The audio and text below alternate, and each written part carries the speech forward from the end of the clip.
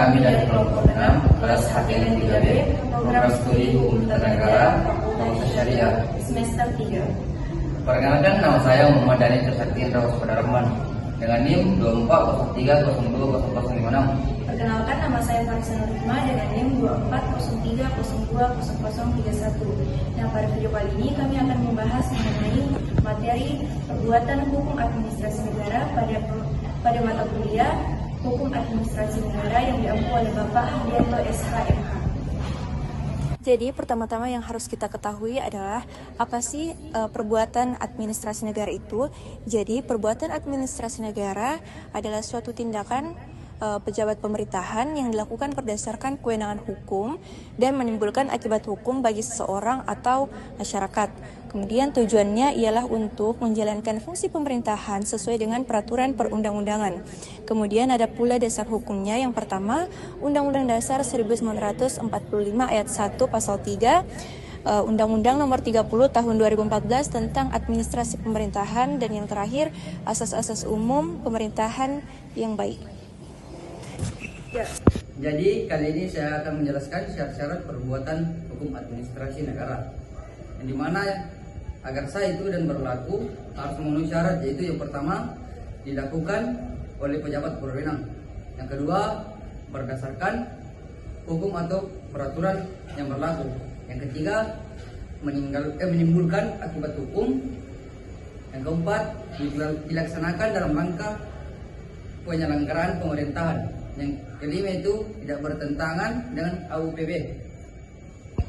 Adapun macam-macam perbuatan hukum administrasi negara, yang pertama yaitu perbuatan hukum publik, yang dimana berdasarkan hukum publik, kemudian bersifat sepihak, yang dimana menimbulkan akibat hukum bagi masyarakat.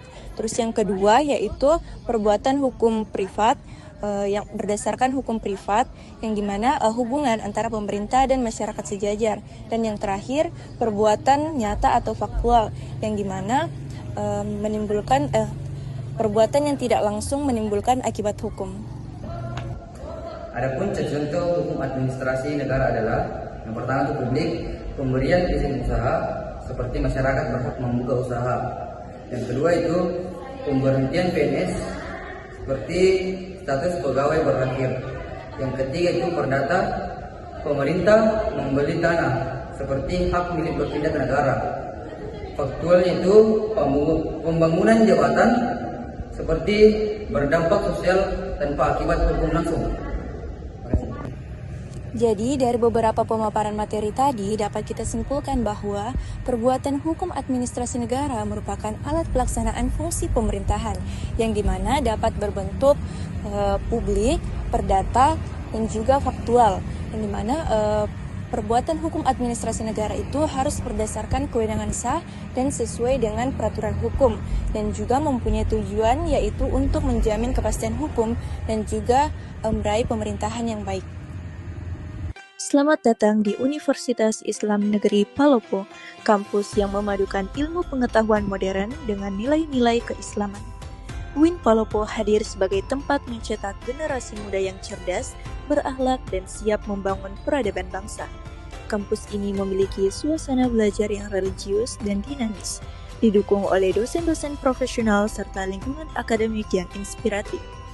Fasilitasnya lengkap, di mana terdapat ruang kuliah yang nyaman, pelayanan administrasi ramah, aula mini yang nyaman, ruang sidang semu, hingga area kampus dipenuhi Wi-Fi.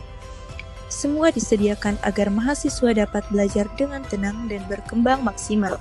Di bawah Fakultas Syariah terdapat salah satu program unggulan, yaitu program studi Hukum Tata Negara. Di sini, mahasiswa mempelajari sistem hukum dan pemerintahan dari dua perspektif, hukum Islam dan konstitusi Indonesia.